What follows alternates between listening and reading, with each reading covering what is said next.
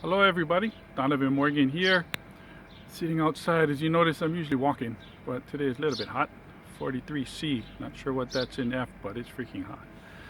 So, I had an experience this morning, and it's usually what I like to talk about is things that I've experienced rather than just giving an opinion. So, experience this morning, had a meeting 6:30 a.m. So, as you can imagine, all fresh, day's just getting started. We get into a conference call, and it immediately becomes argumentative. No fun in having a conversation when you're just listening to people go back and forth, and then at one point you get involved, which I did. In the end, I had to take a step back, take a deep breath, and kind of gather everybody up to kind of really focus on what we were having the conversation about. And the one thing that was missing was when the individuals first started getting argumentative in the conversation, they did not have all of the information they needed to make a decision. So there was a lot of assumptions, there was a lot of opinions, but there was not enough hard information to make decisions on or to speak to. And so once that was given, the whole conversation changed. Everybody calmed down, everybody understood what the expectations were, what we were supposed to be working on. And so I ask you this, when you're having a conversation, it could be at work, it could be with a family member, friend, whichever, but do you speak by listening first, or do you speak straight from emotion, from assumptions, from a mindset that you predetermined what you were going to do and what the conversation was going to be about, or who you're going to speak with? Sometimes we have pre-assumptions.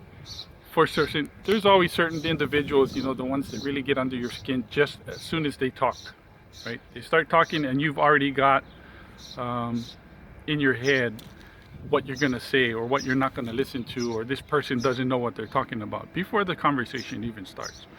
And so that's kind of where emotions are already started, right?